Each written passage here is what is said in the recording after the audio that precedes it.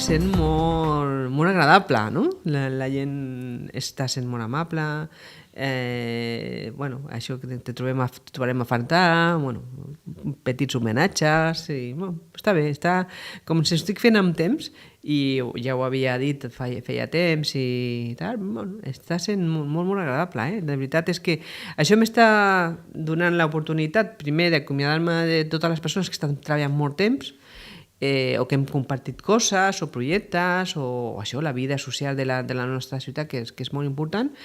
I també a vegades recordo coses que hem fet i que ja s'havien anat cap a l'arxiu aquest que tenim molt al final, perquè també és veritat que quan estàs en un càrrec com aquest han estat 2 anys però que han passat volant, no? Volant.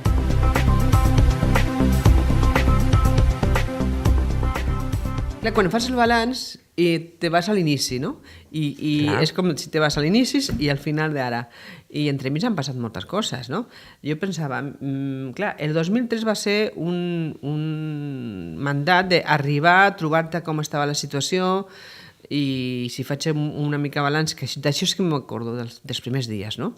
Un pla de sanejament, el primer dia la secretària em va posar sobre la taula que el conveni col·lectiu s'havia anul·lat, teníem l'empresa de recaptació que era il·legal i que havíem de canviar, que el pla de sanejament significava que estàvem al 110%, 112% d'endeutament, sense un duro a les arques, però un duro no, ja eren euros. Euros, no, sense un euro. Però sí que és veritat que teníem això, que van començar a tenir problemes amb els col·lectors, que teníem iniciat l'obra de Sant Mus tot empantanat i a veure com ho seguíem. Tot això ens va caure bom, no? A sobre, I sense projectes per fer. A més, perquè quan ja després passa el segon o el tercer mandat, ja els projectes més o menys ho tens més clar en aquell moment. I per tant, havíem des de l'inici buscar el finançament. La Rambla del Ferrocarril s'iniciava, es va iniciar el juliol l'obra, però la urbanització, que ara és tal com és la Rambla, l'havíem de pagar nosaltres, sense un duro. I recordo que vaig haver de començar a negociar amb la Generalitat de Catalunya, les baralles amb el conseller Nadal, me'n recordaré sempre. O sigui, tot aquest primer mandat que va ser això de posar les bases. I el segon, que podia haver estat més plàcid, tenint en compte que vam poder fer ja desenvolupar moltes de les obres, estaven iniciades, es van acabar, es va fer realitat moltes dels projectes que havíem fet en el primer mandat, fins i tot va venir la crisi econòmica. Aleshores, és pataplaf. Però és veritat que com va venir després per Zapatero vam poder fer molta cosa a la ciutat i va ser, jo crec que el mandat de més realitzacions que ara tenim, que ara ja donem per fet, el que te comentava, ja està per fet. Ja està fet. I ara arriba el 2011 i trobes que la crisi continua i que has de fer alguna cosa perquè l'Ajuntament, els serveis continuïn, amb unes lleis d'estabilitat pressupostària draconianes que no ens deixen gastar res, que ens va fer pujar primer els impostos i que després ara ja els 2 últims anys hem intentat baixar-lo per deixar-lo com molt teníem abans, que necessitaven el pla anticrisis, per això teníem que tenir sanejament en les finances municipals i mantenir els serveis municipals. Clar. I ja dic que ha estat com un... Jo sempre ho recordo com un... Com una muntanya russa, eh? Sí. Com el Dragon Khan. Més o menys.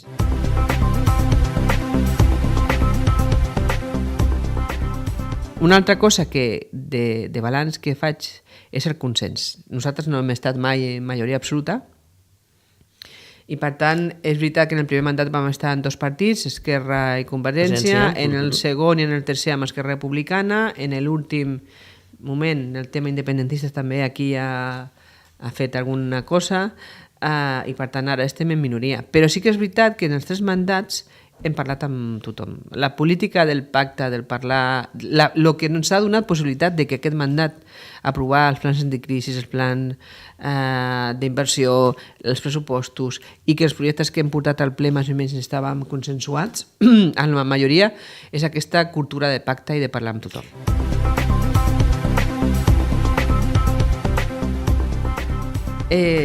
A mi em costaria molt, elegir, mira, perquè si vas a cultura, no? La biblioteca, el celler, la rehabilitació d'alguns espais, la recuperació d'espais com la de la Caixa també de Terrassa, que al final... Can Serra... O sigui, costaria molt la part cultural, que sabeu que és una petita debilitat i que a mi m'havien preguntat a l'inici, i vostè què faria? I pensava, home, la biblioteca i el celler. Bueno, ho deixo rehabilitat per les dues coses, no?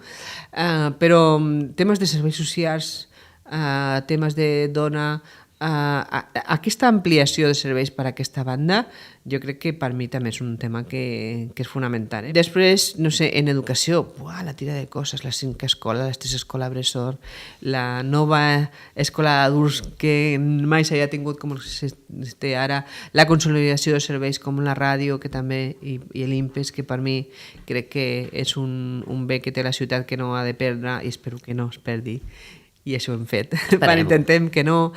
Les zones verdes també, no? Les places com el projecte de l'església, la via del ferrocarril també, el cobriment amb una urbanització de qualitat, la plaça Tarradellas, la zona de Can Arzamora, la plaça La Sardana... Clar,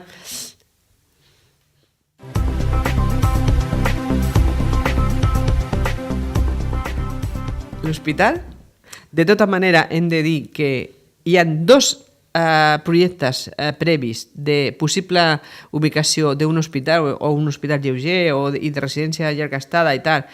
2 projectes que té l'hospital, la Mútua de Terrassa, un de millora del seu CAP actuari que ampliaven també per poder fer sonosanitari i hospital de dia, o bé l'altre que és a la zona del parc de Can Oriol. Aquests estan, l'avantprojecte està.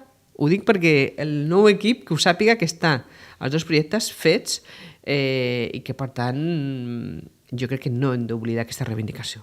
Jo continuo RQR que això ha de canviar. Però no ho hem pogut fer. L'altre, la zona comercial de l'I+D, però com anava vinculada a la tercera qüestió, que és el Pla d'Ordenació Urbanística Municipal. Jo espero i confio, i això és el que m'agradaria, com a ciutadana de Rubí, ojalà el model de no creixement, de no menjar-se territori, sigui el que al final s'aprovi.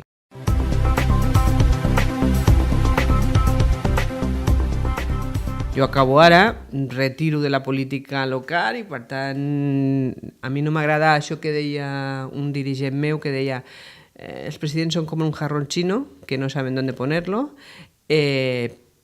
però si és així, retírate, no? Per tant, has de retirar-te i que les persones que vinguin després de tu, tant en l'alcaldia com en el meu partit, jo he estat 3 anys, 3 mandats també primera secretària del PSC de Rubí i hem intentat que fos un PSC fort, independent de qualsevol lligam d'altres territoris i que pogués fer una política independent, no? En la part municipal, sense cap condicionant més enllà de la necessitat o la voluntat dels nostres ciutadans i ciutadanes.